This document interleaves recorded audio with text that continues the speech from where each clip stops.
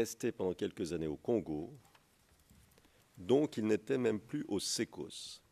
Il est resté longtemps au Congo, détaché dans le cadre de missions de l'ONU au Congo. Mission de l'ONU au Congo, fin de citation.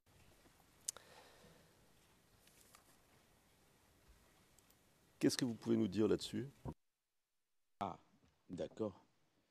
Je vous ai dit hier que l'ensemble des personnels du SECOS ne sont pas administrés par le SECOS. C'est ce que j'appelais. Ils sont toujours sous l'autorité organique de leur corps d'origine, qui peut les retirer à tout moment et qui peut nous les réaffecter ou ne pas nous les réaffecter. Le capitaine Zoloa a été retiré, rappelé par la gendarmerie à un moment donné. Et par la suite, la gendarmerie, à la demande, parce qu'il y a toujours un test à l'ensemble, au niveau de l'ensemble des officiers, on dit qu'il y a un test pour aller soit à Haïti, soit au Congo. Et donc, il a passé le test pour le compte de la gendarmerie. Quand il a réussi au test, il a été détaché au Congo. Mais ça, ce n'est pas sous l'autorité du SECOS. C'est quand il était dans son corps d'origine, c'est-à-dire la gendarmerie nationale.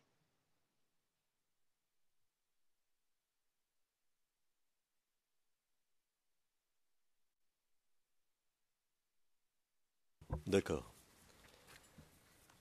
Toujours à propos du capitaine Zoloa, vous nous avez dit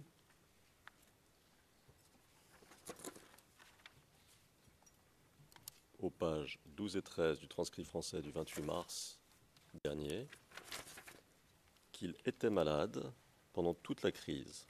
Et je vais vous citer. Pendant toute la durée de la crise, il était malade. Donc il était chez lui, malade. Et donc avant que je quitte, il était chez lui. Fin de citation. Pouvez-vous, monsieur, s'il vous plaît, nous en dire un peu plus sur sa maladie, si vous en savez plus? Je confirme que le capitaine était malade. Et le médecin de l'école de gendarmerie a attesté de sa maladie. Et donc, il avait un repos sanitaire qui a duré toute la période de la crise. Et donc, il n'était plus opérationnel, il n'était plus sur le rang pendant toute la durée de la crise.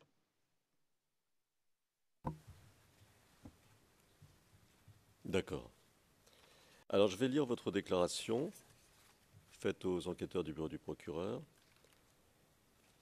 Les références sont 0051-0392, page 0397. Et je cite. Intervieweur 1, est-ce que vous savez quelle était sa maladie? Je me réfère, pour être plus de précision, et pour mes confrères, je me réfère à la ligne 158. Intervieweur 1, est-ce que vous savez quelle était sa maladie? Personne entendu. Il a eu, au cours d'une séance d'instruction, je crois, il a été blessé. Et donc il est resté chez lui pendant tout le temps. Intervieweur 1, pendant combien de temps? Personne entendu. Ah, puis ça a duré. Il était indisponible pendant au moins 2 mois. 1. Intervieweur 1, d'accord. Personne entendu. Depuis un peu plus, quoi. Au moins. Personne entendu. Pardon, intervieweur 3. Et quand a-t-il été blessé par balle? Personne entendu. 1. Intervieweur 3. Quand a-t-il été blessé? Personne entendu. Il était blessé déjà, je crois, en octobre-novembre. Peut-être même un peu avant ça. Fin de citation.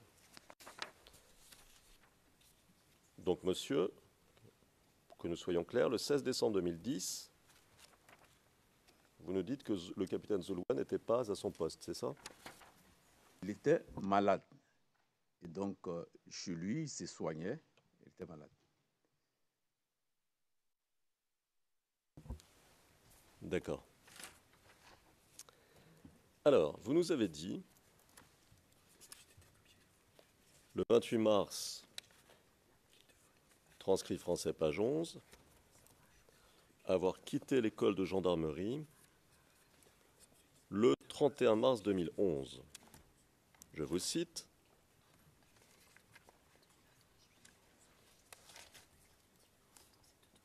Page 10, ligne 28, à la question. Au cours de la crise, je cite, au cours de la crise, quand êtes-vous parti de l'école de gendarmerie? Vous répondez page 11, le 31 mars 2011. Et vous ajoutez, toujours page 11 à la ligne 19, je cite, quand j'ai quitté mon poste, l'ensemble des stagiaires, élèves, gendarmes et officiers, on les a mis en congé. Les officiers, on a décidé pour leur propre sécurité, on les a donc mis en congé parce qu'on avait des informations précises que l'école était un objectif et que moi-même j'étais une cible. Fin de citation. Alors, monsieur, que vouliez-vous dire par l'école était un objectif?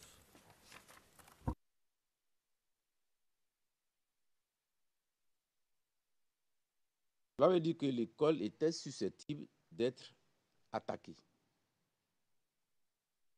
L'école était susceptible d'être attaquée en l'état des renseignements que nous avions à cette époque. L'école était susceptible d'être attaquée à tout moment.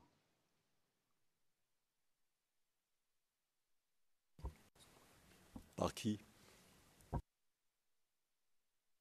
Par ceux que nous affrontions, par ceux que les forces de défense et de sécurité affrontaient.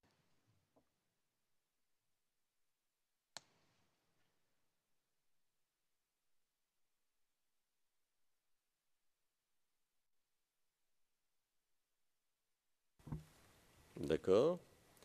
Que voulez-vous dire par moi-même j'étais une cible?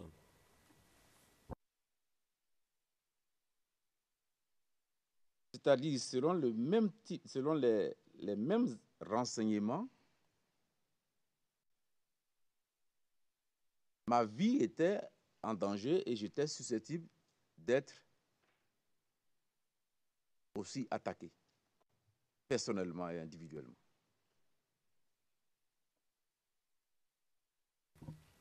Par qui? Par les mêmes personnes que nous étions en train d'affronter.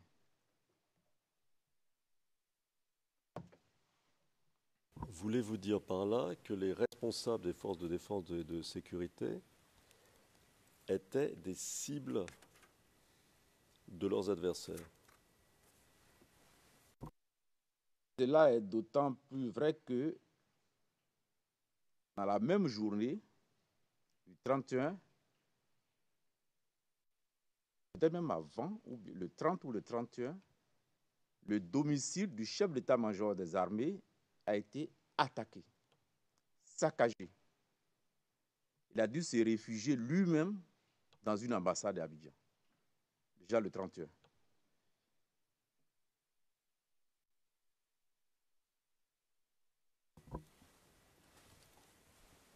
Comprenons-nous bien?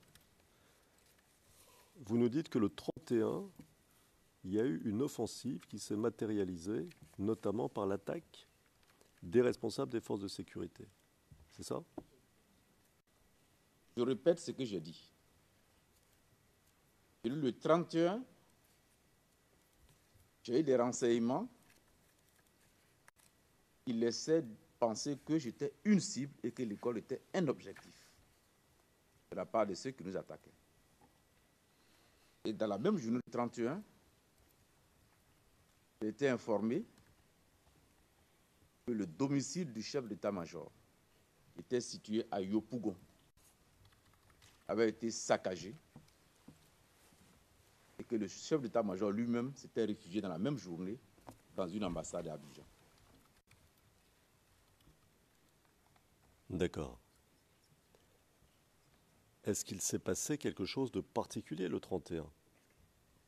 Est-ce dans le contexte ou un changement de contexte explique-t-il ces attaques ou menaces d'attaque? Que le 31, la situation militaire avait évolué d'une manière qui n'était pas tout à fait favorable à nous. Dans la nuit du 30 au 31,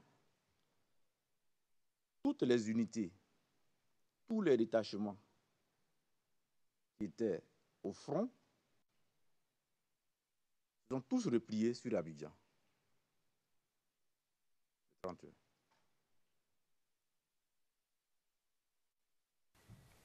Pourquoi? Sous la pression de l'ennemi,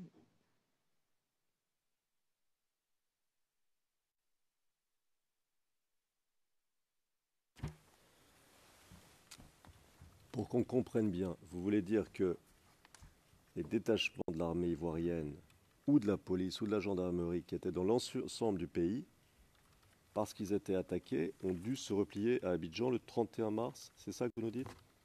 31 mars, toutes nos forces étaient repliées sur Abidjan.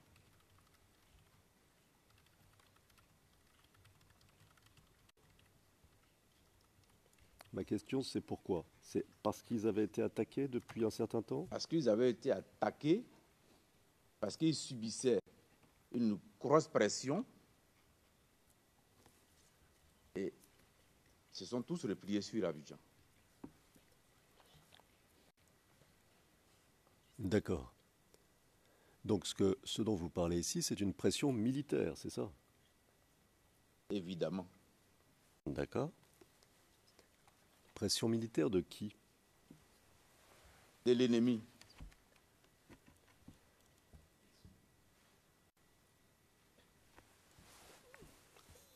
La question, Monsieur le Président, c'est qui est l'ennemi? Question que je vous pose d'ailleurs, Monsieur le témoin. L'ennemi, c'est l'ennemi dont on parle depuis le début de cet interrogatoire. Faut-il que chaque fois je cite qui est l'ennemi? Je pense qu'on en a suffisamment parlé depuis que Madame le procureur m'interrogeait, depuis vous-même quand vous avez commencé. Donc, on s'entend très bien sous la pression de l'ennemi.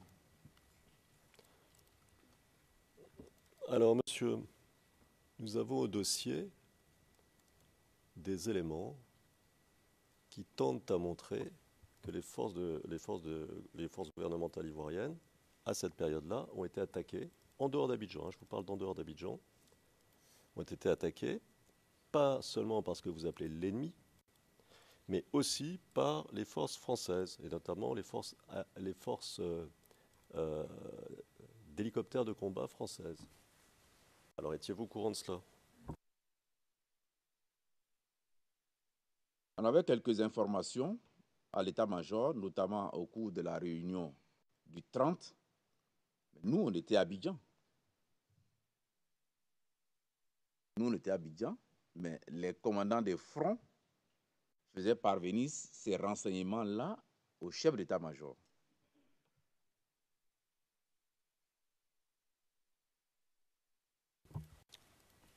D'accord. Alors, repli des forces gouvernementales le 31 mars. À quel moment l'ennemi dont vous parlez atteint-il Abidjan? Je suppose qu'il était sur les talons des forces gouvernementales. Donc, à quel moment atteint-il Abidjan?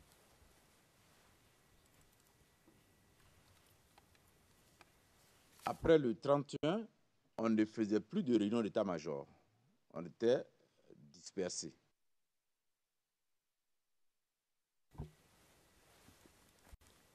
qui est suivi militaire ou pas suivi militaire, s'il y a une attaque qui a lieu à 300 mètres de chez vous, vous la voyez. Donc ma question, à partir de quand l'ennemi dont vous parlez a-t-il atteint Abidjan? Mais ça, je n'étais plus en responsabilité. Je ne peux plus avoir ce type d'informations. Parce que quand on suit une opération, on peut avoir ces informations en temps réel parce que vous avez des hommes sur le terrain. Mais on n'avait plus de réunion d'état-major et donc je ne pouvais pas avoir ces informations. Si je vous dis des choses que je n'ai pas observées sur le terrain, ce ne serait pas honnête de ma part.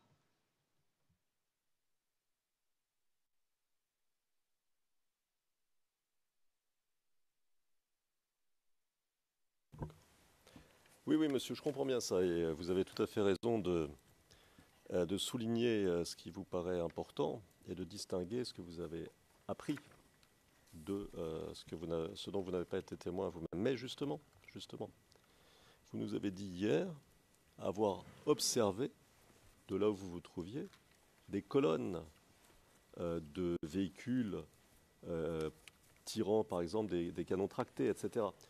Donc, c'était quand ça? C'était avant le 31, après le 31? Je précise que ces informations que je vous ai données hier datent d'après le 12 avril. D'accord. Bon. Alors, vous ne savez pas exactement quand ce que vous appelez l'ennemi a atteint Abidjan, d'accord, mais est-ce que vous savez qui composait les troupes ennemies qui ont atteint Abidjan à peu près à cette période-là? Je vais reposer ma question parce qu'avec le qui, nous avons une sorte de... Alors, comment étaient composées les troupes ennemies? De quel type de soldats ou de quel groupe, quelles unités, d'où venaient-ils? Enfin, vous voyez, si vous avez des informations, donnez-les nous, s'il vous plaît. Je n'ai pas d'informations du moment, mais c'est beaucoup plus tard, après la crise, dans les discussions qu'on avait, qu'il a été dit que les gens qui venaient, il y avait les troupes des FRC, mais il y avait aussi parmi ces troupes des FRC beaucoup d'autres combattants qui ne sont pas forcément originaires de la Côte d'Ivoire. Ça, c'est des informations qui datent après la crise. D'accord. Alors, ils étaient, d'après ce que vous avez entendu, ou ce que vous avez appris, ils étaient originaires d'où, ces combattants? De tous les pays de l'Afrique de l'Ouest. En tout cas, beaucoup de pays de l'Afrique de l'Ouest. D'accord. Est-ce qu'il y avait des dozos parmi les troupes ennemies qui ont atteint Abidjan à ce moment-là?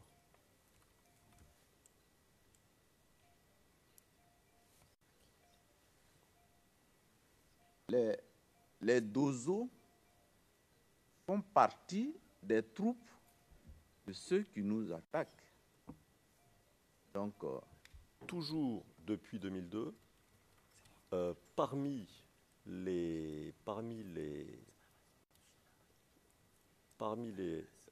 ceux qui étaient les rebelles et qui ont continué à vous attaquer les FDS jusqu'en 2010-2011, il y avait toujours des dozos, c'est ça? oui. Oui.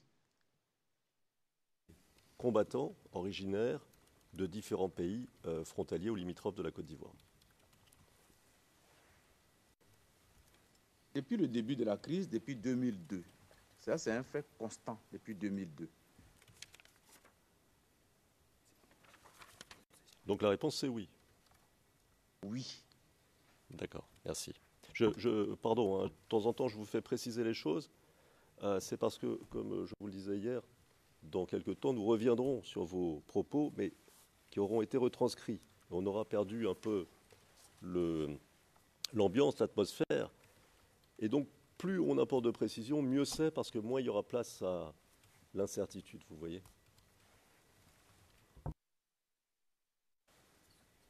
Les faits qui sont déroulés à Diokoué,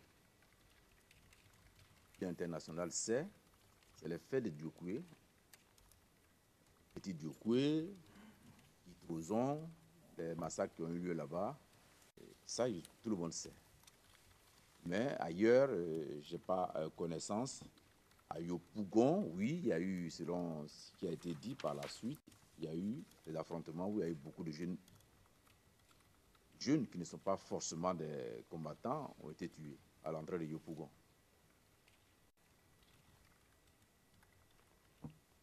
Qui ont été tués par les forces ennemies dont vous parliez, c'est ça? Oui. D'accord. Vous pouvez nous dire un mot de Djouekoué pour qu'on comprenne de quoi il s'agit? Rapidement, hein, c'est pour nous situer les choses. Qui a attaqué? Qu'est-ce qui s'est passé? Et quelles en ont été les conséquences? Les forces qui nous attaquaient à Djouekoué s'en sont pris aux populations. Et il y a eu beaucoup de tués. Quand vous dites beaucoup de tués, est-ce que vous incluez dans ces tués des hommes, des femmes et des enfants aussi? Oui, ce n'est pas des combattants, c'est des populations qui habitaient dans leur village, et c'est dans leur village que ces personnes ont été tuées. Donc là-dedans, ça comprend toutes les composantes de la population. D'accord. Tués, alors, vous nous avez dit par l'ennemi, certes, est-ce que vous savez qui commandait les forces que vous appelez ennemies à Djouekoué au moment du massacre? Mais ces faits ont été suffisamment documentés par les enquêteurs de beaucoup d'organisations internationales. Et les noms qui revenaient régulièrement, c'est un ressortissant burkinabé, Ouérémi, c'est son nom, et sa troupe, et aussi un autre chef militaire de l'époque qui était en service à Mans, qui lui est ivoirien, et qui s'appelait Los.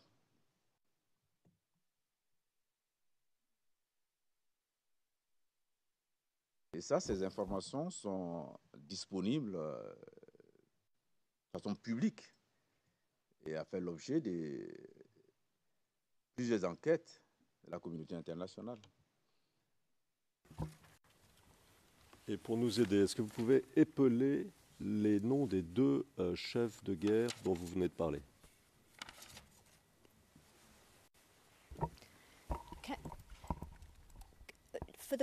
Madame Pack, à des fins de procès verbal, et je vous prie de m'excuser, j'interromps mon confrère.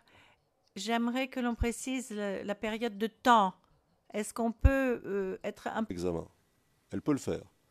En ce qui concerne ce dont nous parlons ici, le cadre temporel est très clair, puisqu'il s'agit de la descente des forces que le témoin appelle ennemies vers Abidjan en mars 2011. Ça me semblait extrêmement clair, et peut-être à d'autres aussi. Mais je peux, en effet, reposer la question au témoin, si vous le jugez utile, Monsieur le Président.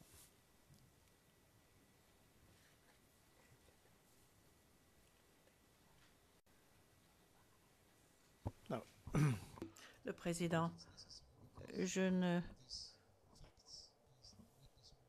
pense pas, mais c'est nécessaire puisque le témoin a dit qu'il s'agissait de faits qui relèvent du domaine public. Est-ce que vous pouvez, Monsieur le témoin, rappeler à quelle époque cela s'est passé à Djouekoué?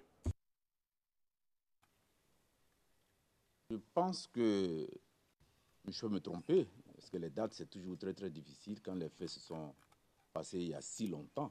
Je pense que c'est en mars, avril 2011.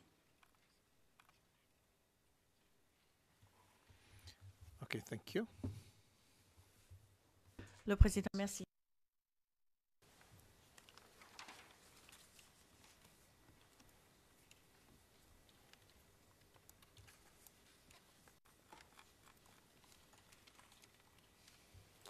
Alors, aviez-vous eu des informations sur qui encadrait ces forces ennemies descendant du nord vers le sud, vers Abidjan, qui les avait organisées et qui avait conçu leur plan de marche? Je peux vous poser la question un peu différemment. Aviez-vous des informations sur l'implication française dans cette offensive du nord au sud de la Côte d'Ivoire? J'avoue que j'ai aucun élément factuel, objectif, pour faire ça.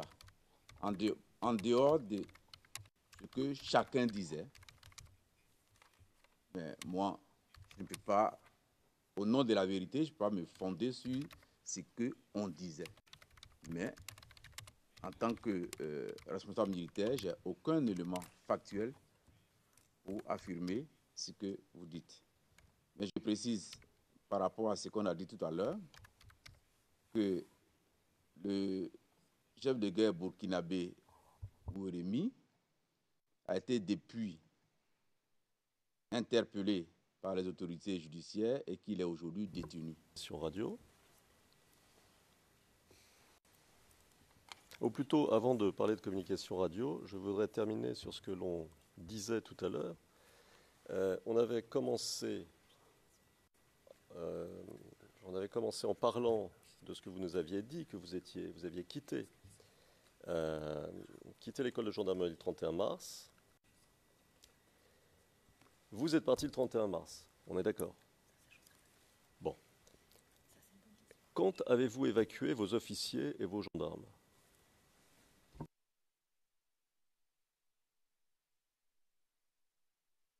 Les officiers qui sont restés à l'école quand on me conduisait, ma sécurité me conduisait pour me mettre à l'abri, se sont occupés de cela. Ce n'était pas à ma présence. Mais c'était dans la même journée du 31 mars. Donc l'évacuation a eu lieu le 31 mars, on est d'accord? En tout cas pour les élèves. D'accord. Alors, vous nous avez dit, c'est à la page 12 du 28, des transcrits français du 28 mars, que vous aviez laissé quelques gendarmes sur place pour que les lieux ne soient pas abandonnés.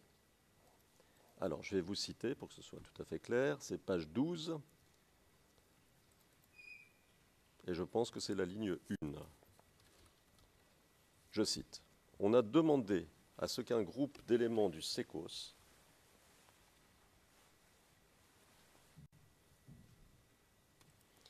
un groupe vraiment restreint reste sur place pour assurer la sécurité de la caserne. Mais si d'aventure le rapport de force venait à changer en leur défaveur, en cas d'attaque, ils pouvaient décrocher. Ça, c'est les consignes qu'on a laissées.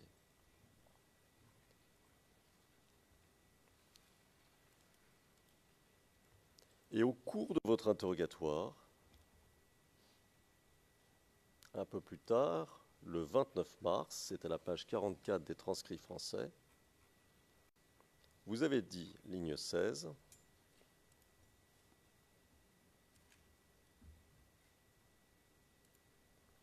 le QG du SECOS, il y a des installations que nous faisons garder par un petit détachement de 5, 6, 4 hommes qui gardent l'entrée et les sorties et qui assurent la sécurité de ceux qui travaillent à ce QG-là.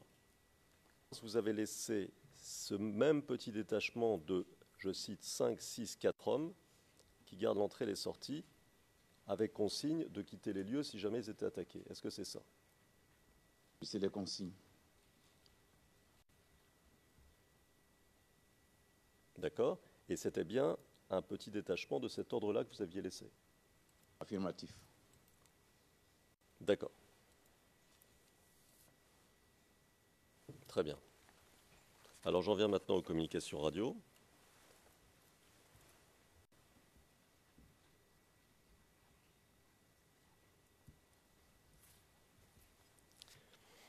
Le procureur vous a posé des questions sur le réseau radio du SECOS.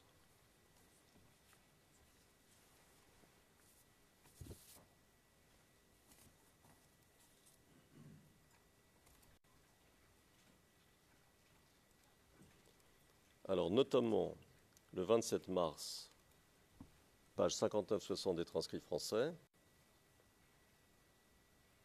page 60 des mêmes transcrits,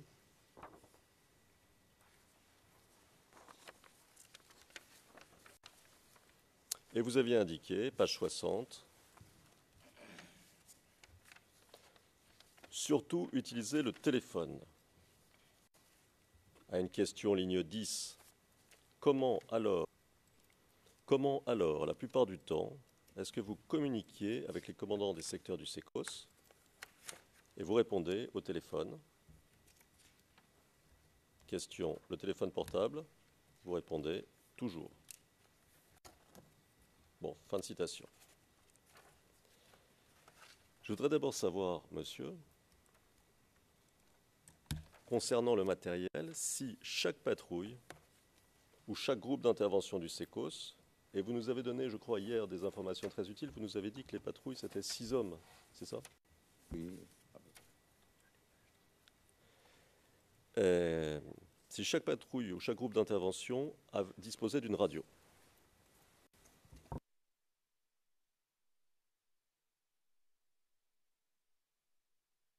Autant que faire se peut, on avait équipé nos différents véhicules de poste radio, dans la mesure où on en avait. Et aussi, on avait donné à chaque chef de détachement un poste radio, un mobile, émetteur-récepteur. Pour l'ensemble du groupe.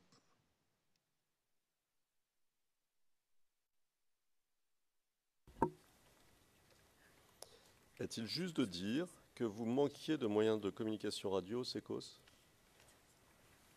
Ce n'est pas seulement le SECOS qui manquait de communication radio, c'est l'ensemble des forces,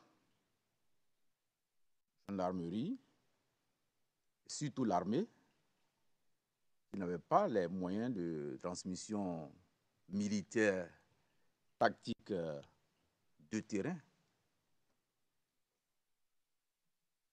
et qui n'avait surtout pas de liaisons protégées. Parce qu'il ne suffit pas d'avoir des liaisons de radio, il faut, en opération, il faut que ces liaisons soient protégées. Qu'il y ait le moins d'intrusion possible.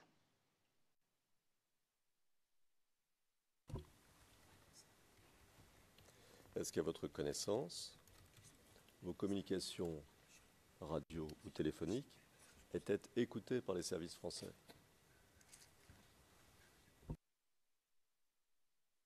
Je ne sais pas si c'était écouté par les services français, mais nos communications radio étaient susceptibles d'être écoutées par chaque utilisateur qui connaît un tout petit peu de l'électronique. Parce que les fréquences qu'on utilisait, c'est les fréquences qui étaient la plupart du temps faciles d'accès, avec un petit équipement à synthétiseur de fréquences.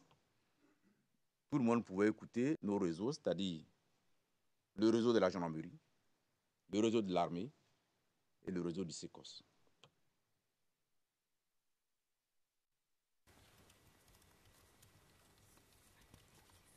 D'accord.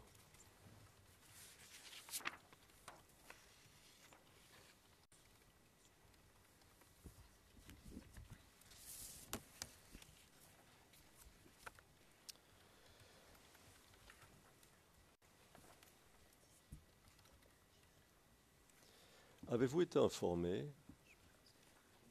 d'un recrutement de mercenaires par les forces rebelles au Burkina au début de l'année 2010? Non.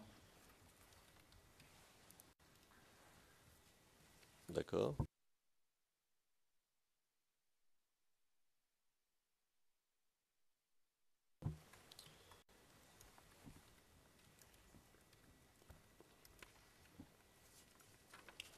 La gendarmerie savait-elle que des groupes de combattants avaient été infiltrés à Abidjan avant ou pendant les élections présidentielles?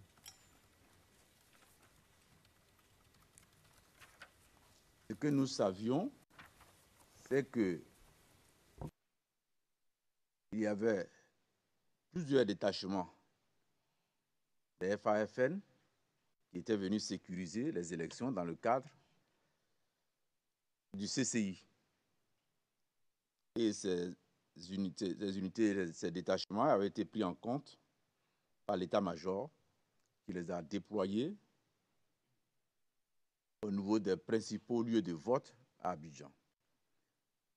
Mais les infiltrations dont vous parlez, c'était simplement un secret de polichinelle, puisqu'on savait à tout moment que ce type de choses étaient toujours possibles. Toujours possible. Ce n'est pas seulement en 2010, c'est depuis 2002 qu'on observait ces faits-là.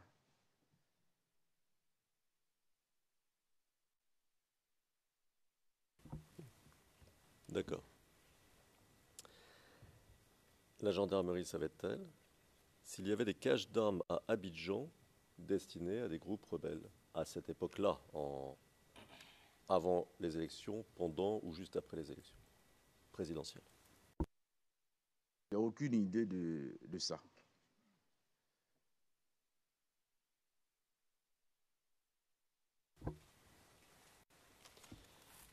Alors, vous nous avez parlé ces derniers jours de 3 réunions avec le président de la République en nous expliquant,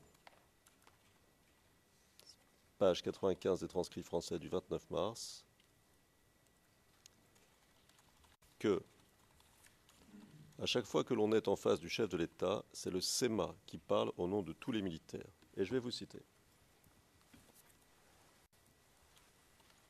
C'était la ligne 8.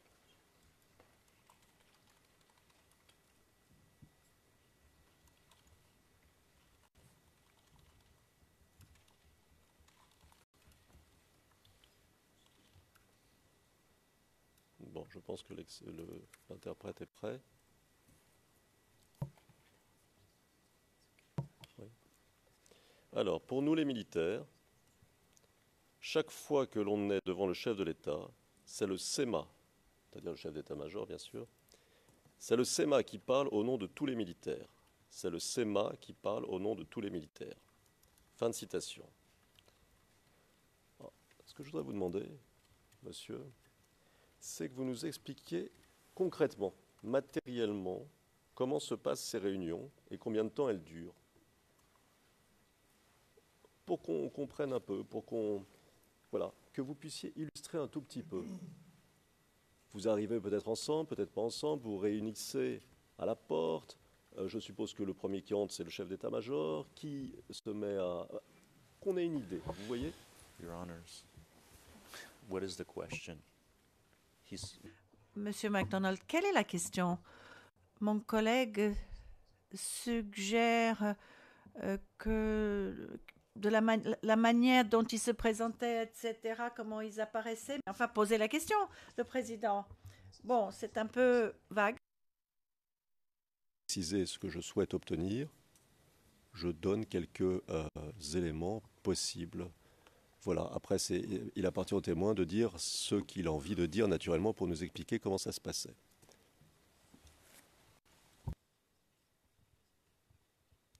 Yes, you have exemplified, which was not really needed. Oui, enfin, ce n'était pas vraiment nécessaire de donner des exemples. Mais bon, monsieur le témoin, répondez, s'il vous plaît.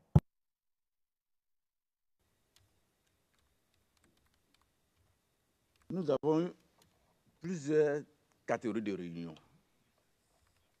Des rencontres qu'on avait avec le chef de l'État avant la crise, dans ce que j'appelle la période normale.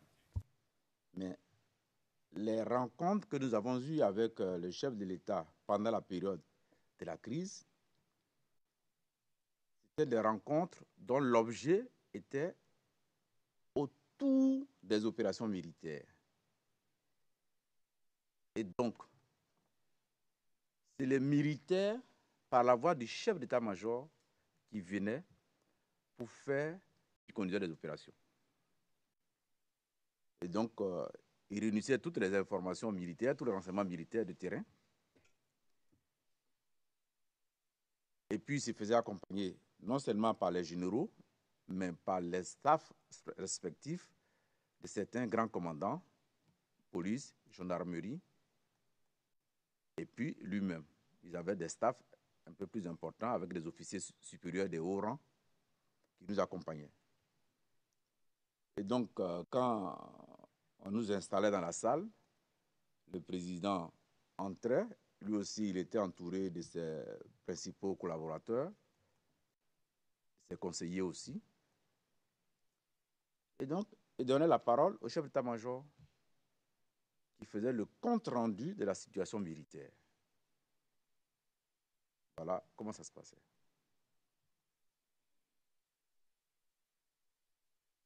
D'accord.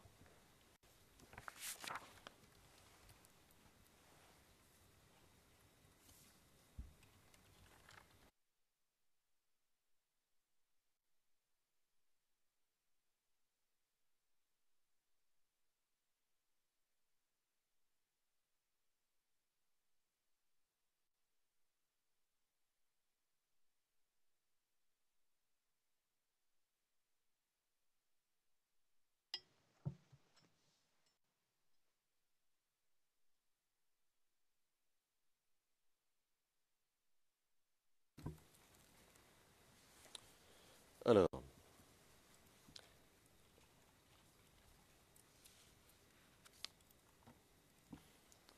je crois que c'était avant-hier, à des questions de la représentante de l'accusation, vous avez parlé de propos défensifs de la part du président. Est-ce que vous vous rappelez si pendant ces 3 réunions, le président a donné des précisions par rapport à des opérations militaires, s'il a eu un rôle en quelque sorte, comment dire, actif dans la... Comment pourrais-je dire ça? S'il est rentré dans les détails, voilà, disons-le comme ça. Est-il rentré dans les détails? Your Honor, with this. S'il vous plaît, pour ce passage, vraiment, je présente toutes mes excuses à mon éminent contradicteur, mais pour ce passage, faire attention lorsqu'on cite la transcription. Il y a 3 réunions différentes, 3 choses différentes, beaucoup de choses qui ont été discutées, donc il faut bien identifier de quelle réunion on parle, ce que le témoin a dit à propos de ce qu'aurait dit le président, etc., pour que les choses soient parfaitement claires. Le président, 1 minute. Parce que, en fin de compte, il nous faut absolument savoir de quelle réunion parle le témoin, exactement. Ça, c'est vraiment essentiel. Pour le compte-rendu, il faut absolument que ce soit très très clair. Maître Altit, c'est à vous. Je suis tout à fait d'accord avec ça, mais c'est pourquoi j'ai posé la question au témoin de savoir si, qui va dans le sens d'autres questions d'ailleurs qui lui ont été posées par la représentante de l'accusation ces jours derniers, si ces différentes réunions s'étaient passées selon le même schéma. Alors, je peux poser cette question, il me semblait que le témoin y avait répondu, et si elles se sont passées selon le même schéma, on peut en tirer des conséquences pour les 3 réunions. Vous voyez ce que je veux dire? Mais posons la question au témoin, ces 3 réunions se sont-elles passées selon le même schéma, monsieur le témoin? Pouvez-vous répondre à cette question?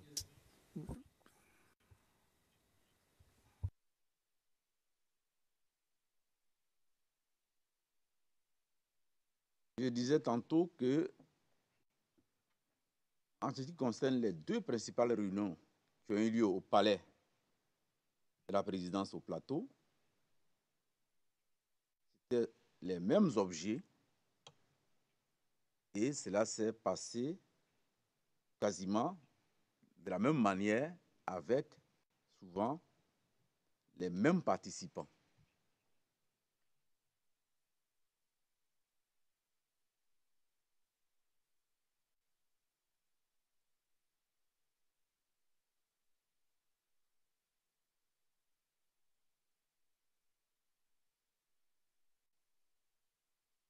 Bon, alors écoutez, pour être tout à fait clair, je vais vous reposer ma question, mais sous une autre forme. Et pour cela, je vais lire votre déclaration aux enquêteurs du bureau du procureur. C'est au numéro 0051-0462, page 0472.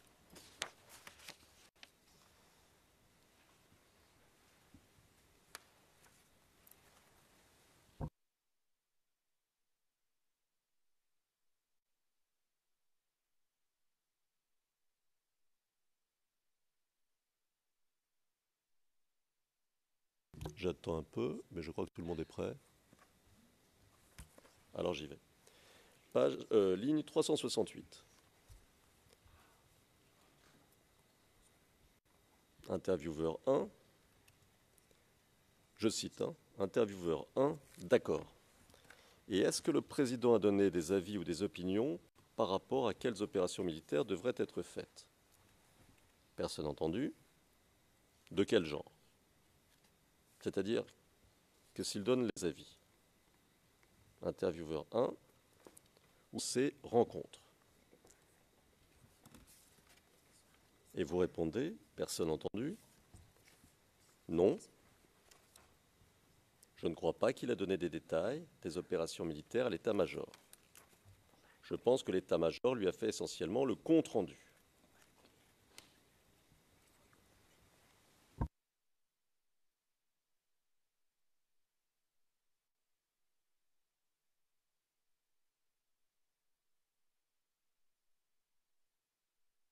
Alors, à la page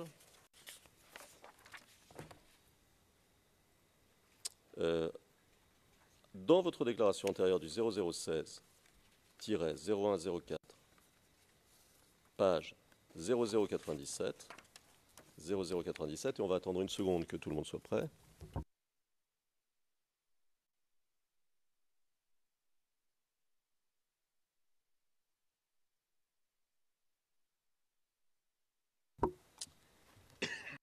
Je cite, enquêteur 2.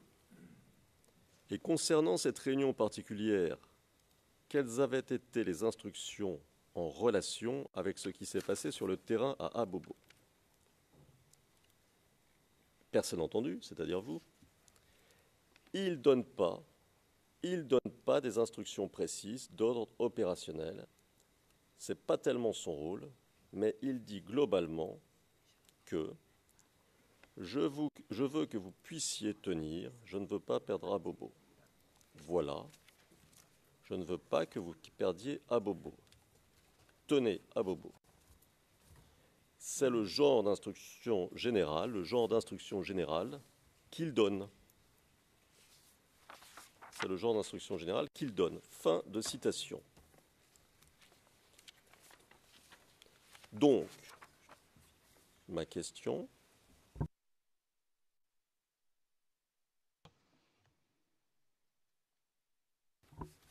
Était-ce, pour chacune des 3 réunions dont nous parlons, le cas des instructions générales?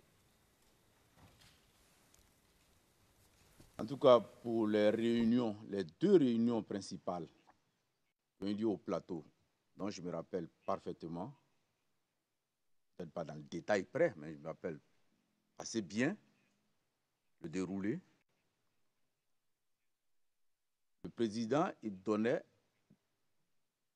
des instructions, mais il ne rentrait jamais dans le détail des opérations militaires. Et pourtant, de tous les présidents de Côte d'Ivoire que moi j'ai connu. C'est le seul qui ait fait l'armée et qui connaît l'armée. Mais jamais il n'est rentré dans le domaine, dans le détail des opérations militaires. Il donnait toujours des instructions en disant « tenez à Bobo, renforcez vos positions, faites ce que vous pouvez, mais il faut tenir à Bobo ». Et je l'ai dit à Madame le procureur l'autre jour, nous on appelle ça une attitude défensive. Au mieux, ça ne pouvait être que des contre-attaques pour récupérer des positions qu'on avait perdues. D'accord.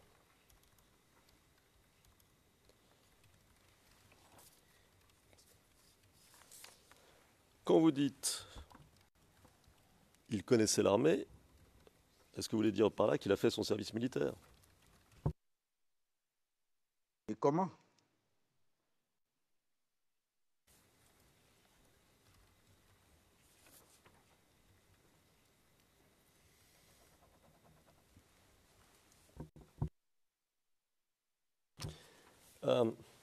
Vous nous avez parlé tous ces derniers jours de pénurie, pour reprendre l'un de vos mots, pénurie d'armement, enfin d'équipement en général, d'armement et de munitions en particulier, en ce qui concerne les FDS.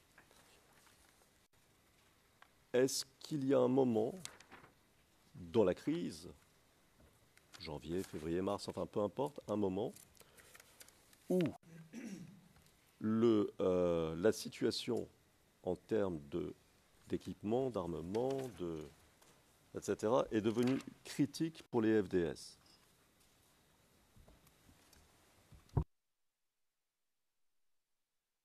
Et en particulier pour la gendarmerie et pour vous-même.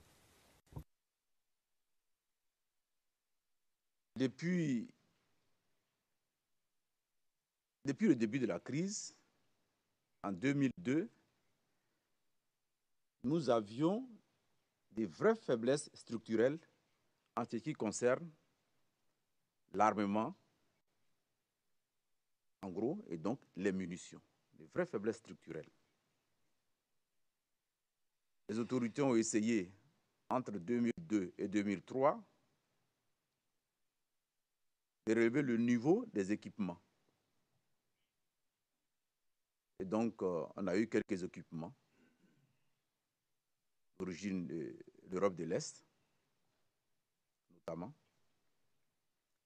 Mais pour une armée qui avait des faiblesses structurelles dans ce domaine depuis plus de 20 ans, 25 ans, ou bien quasiment depuis sa création en 1960, ce n'était pas en 2 ans, c'est-à-dire 2002 et 2003, qu'on pouvait combler ces déficits-là. Merci.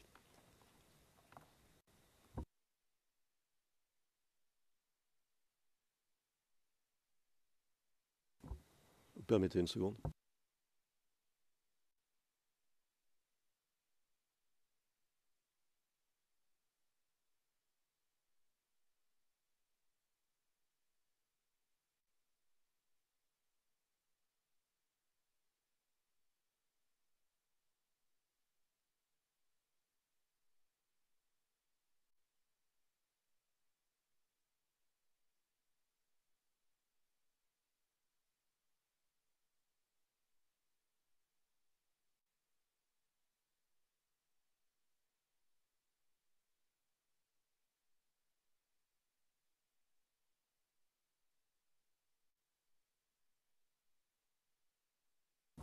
Monsieur le Président,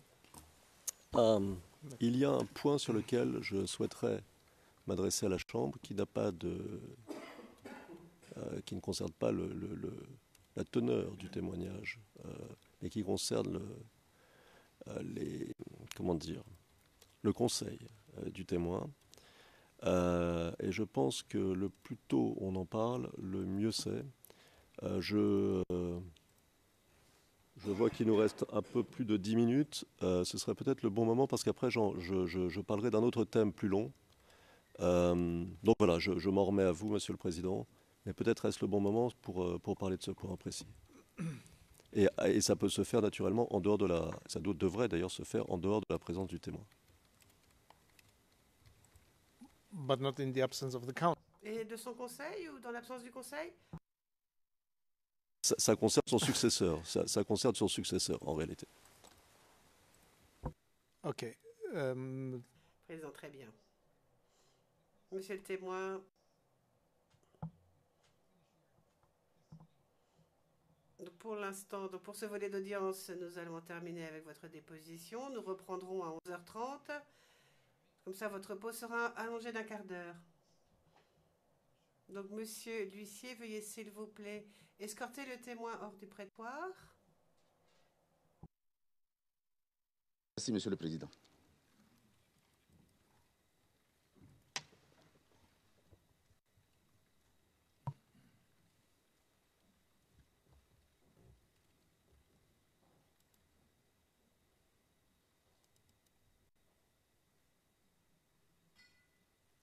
Maître Altit?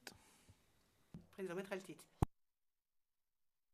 Serait-il bon de passer en huis clos partiel, quitte à, si vous le jugez utile, si votre chambre le juge utile, déclassifier, enfin revenir en... I can imagine what you're talking about, and I don't understand why we should do it in private session.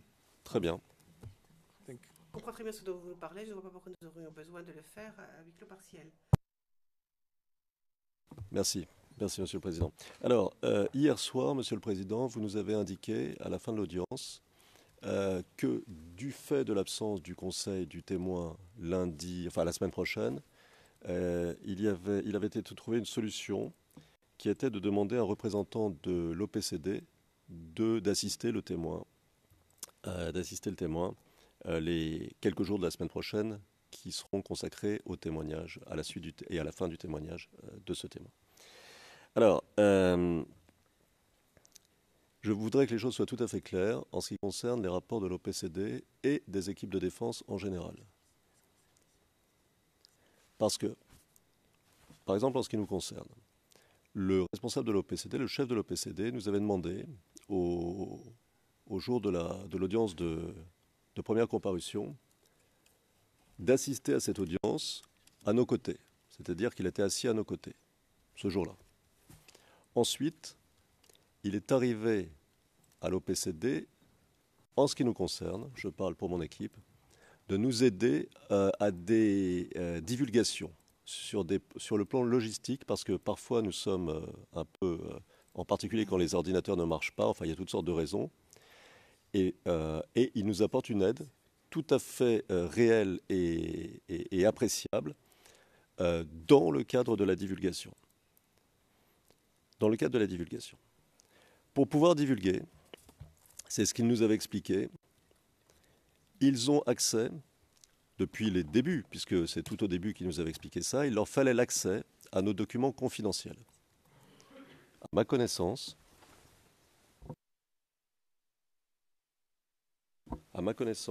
ils ont toujours accès à nos documents confidentiels. Tous les filings confidentiels. Je crois savoir que les rapports de l'OPCD avec d'autres équipes de défense sont parfois plus étroits ou disons, c'est pas qu'ils sont plus étroits, c'est que la collaboration peut être plus poussée. Peut-être peut-elle l'être moins aussi, je n'en sais rien.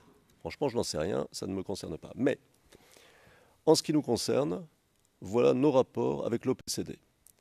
De manière à être tout à fait claire sur un éventuel conflit d'intérêts pour que les choses soient les plus transparentes possibles.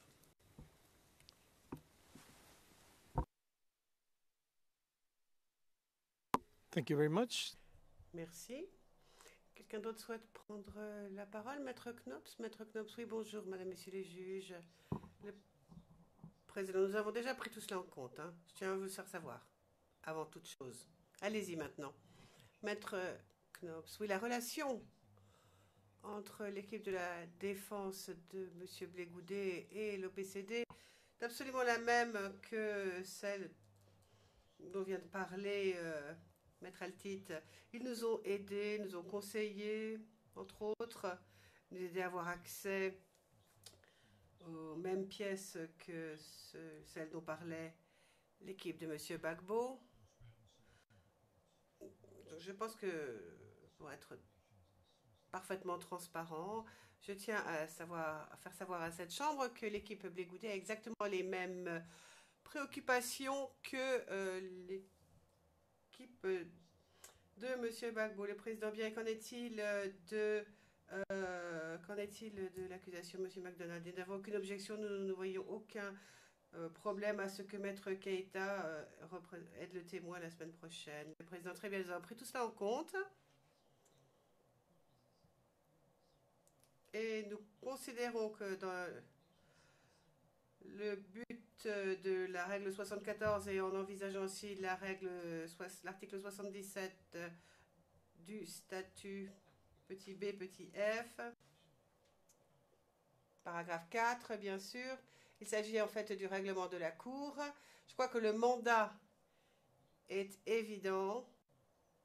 On voit dans ce paragraphe que l'OPCD doit suivre les décisions de la Chambre lorsqu'ils ont été nommés par la Chambre. Alors je ne vois pas pourquoi évoquer le moindre conflit d'intérêts. Je pense que cela n'est pas utile. Donc je lève la séance et nous reprendrons à 11h30. Et à 11h30, nous reprendrons les questions de la défense de M. Gbagbo, questions posées par Maître Altit. La séance est suspendue.